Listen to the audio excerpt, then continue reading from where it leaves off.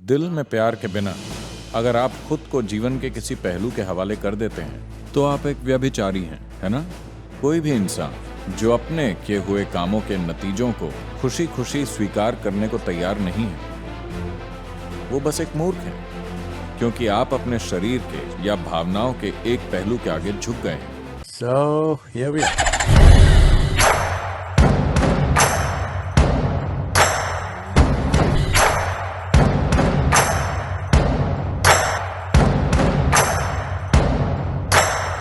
सद्गुरु, पराय स्त्री या पुरुष के साथ शारीरिक संबंध बनाना, जिसे व्यभिचार कहते हैं, इसके बारे में आपकी क्या राय है? इसका आध्यात्मिक स्तर पर क्या प्रभाव पड़ता है? If there is no love in your heart, you are anyway an adulteress.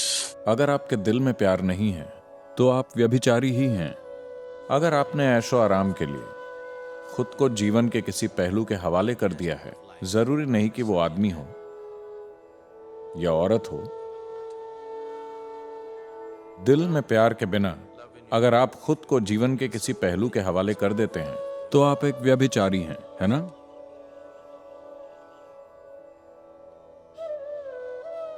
तो क्या मैं व्यभिचार के खिलाफ हूं? हाँ, उस मायने में हाँ, हर पहलू के साथ।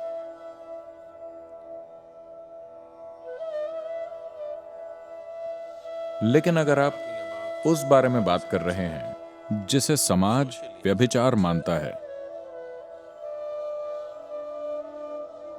तो ये उस व्यक्ति पर है, और जो भी काम आप करते हैं उसका एक नतीजा होता है।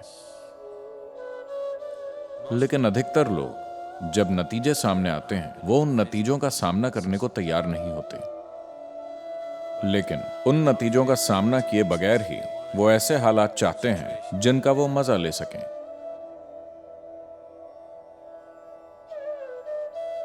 फिर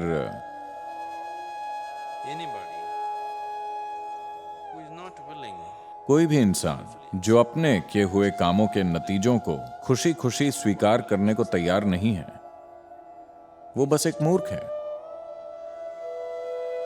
और a fool is somebody मूर्ख वो होता है जो अपने ही खिलाफ काम करता है, जो अपने ही खिलाफ काम करता है। कोई भी इंसान जो खुद को अपने खिलाफ कर लेता है या कर लेती है, उनके बारे में हम क्या कहें? तो अपने कामों के जरिए अगर आप खुद को अपने खिलाफ कर रहे हैं, because you do things क्योंकि आप बिना सोचे चीजें करते हैं, आप चीजें चुनाव से नहीं कर रहे, आप चीजें बिना सोचे सिर्फ इसलिए कर रहे हैं क्योंकि आप अपने शरीर के या भावनाओं के एक पहलू के आगे झुक गए हैं, तब यह निश्चित रूप से ठीक नहीं है, क्योंकि आप अपने लिए तकलीफ पैदा करेंगे। कोई भी चीज जो किसी इंसान के लिए तकलीफ लाती है, खासकर उसके खुद के लिए, क्या वो ठीक है? कोई इंसान जो खुद के लिए दुख और तकलीफ को न्योता देता है, वजह चाहे जो भी हो, उसका कोई तुक नहीं है। मैं किसी चीज के खिलाफ या पक्ष में नहीं हूं। मैं चाहता हूं कि आप समझदारी से जिएं। जिसमें भी आपको सबसे ज्यादा समझदारी लगे, आपको वही करना चाहिए।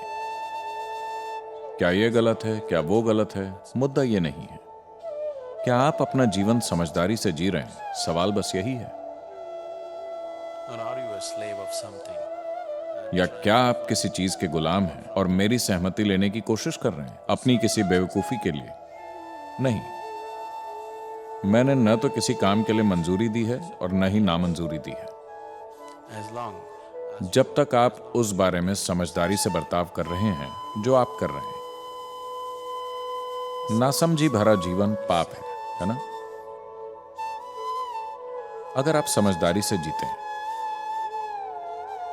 इस तरह से कि ईश्वर भी आप पर गर्व करे, तो ठीक है। if you've just given into अगर आप बस झुक गए हैं अपने शरीर के या भावनाओं के या मन के तरीकों के आगे और अपने ही खिलाफ काम कर रहे हैं तो ये समझदारी नहीं है। तो ऐसी बेवकूफी, क्या ये गलत है? मैं ये भी नहीं कह रहा हूं कि ये गलत है, ये बस बहुत सीमित और बेवकूफी भरा है। मैंने अपने जीवन में कभी किसी चीज को सही या गलत नहीं कहा है, लेकिन जो भी चीज सीमित या बेवकूफी की हो वो करने लायक नहीं है। तो मैं कहूंगा कि व्यभिचार करने लायक नहीं है। क्या ये सही है या गलत?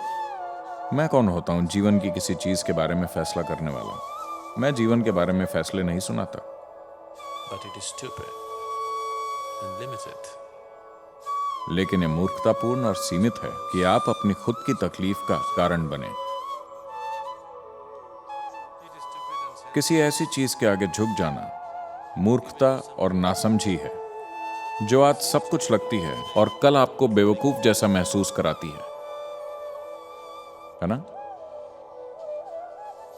उस चीज के आगे झुक जाना बेवकूफी होगी जो आपको आज सब कुछ लग रही है और वही कल सुबह आपको खुद मूर्ख जैसा महसूस कराए, किसी दूसरे को नहीं। That is a senseless way to live. ये जीने का नासमझी भरा तरीका है।